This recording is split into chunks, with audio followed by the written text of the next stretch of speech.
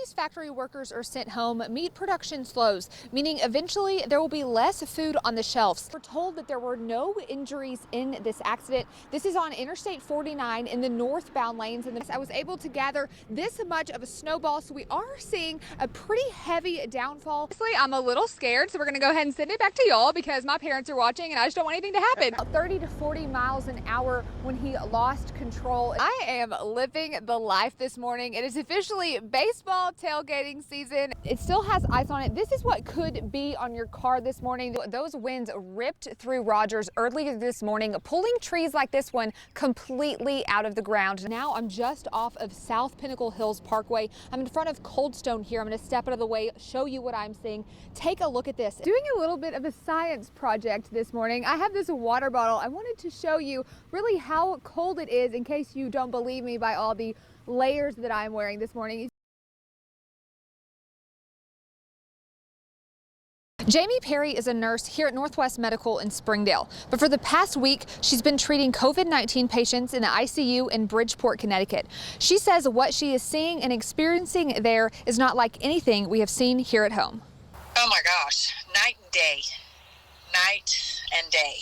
She says it's like a movie and feels like she's in the twilight zone. Patients not able to talk because they are on ventilators and medical staff completely covered in protective gear.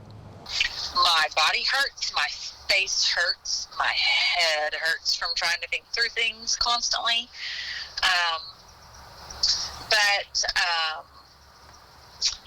But then you see the patients that you're dealing with, and you realize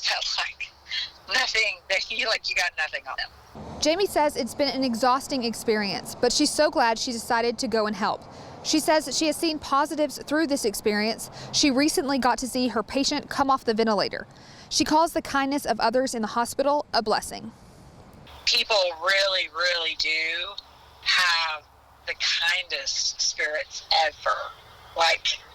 I mean, I've seen some amazing things come from people. Businesses starting to reopen here at home, Jamie says she wants to encourage people to use common sense and still social distance. And if you're concerned, go with that. Trust your gut. But just be so thankful that Arkansas has not been hit this hard. She says the hardest part about this experience so far is being away from her family.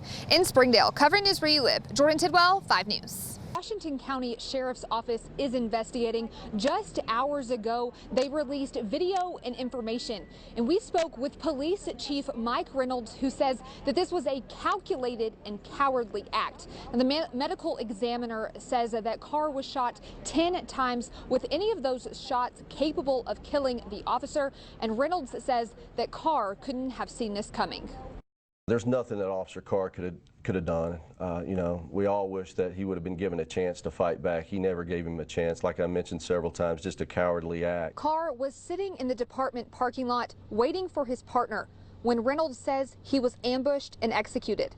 The gunman, London Phillips, was later killed by police. It appears to me that he crouches down in that alley behind a wooden fence that separates that covers up the police department's generator, and I feel like he was waiting there to ambush my officers, but they took a tactical approach and they were able to draw him out, and I'm so proud of them. Reynolds says the actions of Corporal Shay Floyd and Officer Natalie Usey stopped Phillips from hurting other police officers and others in the area. This suspect just killed my officer. He just fired 16 rounds into my officer's vehicle and 10 rounds into his head.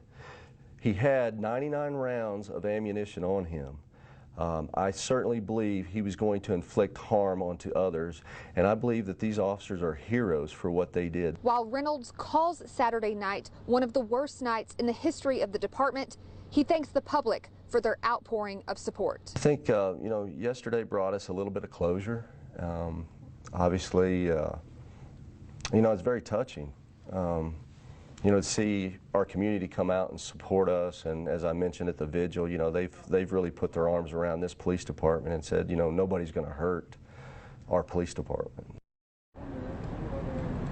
Corporal Floyd and Officer Yusi are on paid administrative leave pending the investigation. Ruben, scary moments in Rogers last night as a possible tornado spiraled through here, ripping the doors off of Embassy Suites and behind me crumbling businesses. Now this is a shopping center at the intersection of 8th Street and New Hope Road. You see people are here trying to figure out what comes next. The front face of these businesses now laying flat on the ground, giving you a direct view into these stores. There's a T-Mobile store, a coffee shop, and a vape store. And this is right next to BJ's Liquor. And I spoke with an employee at T-Mobile who came to check out some of this damage and was nearly speechless at what she was seeing.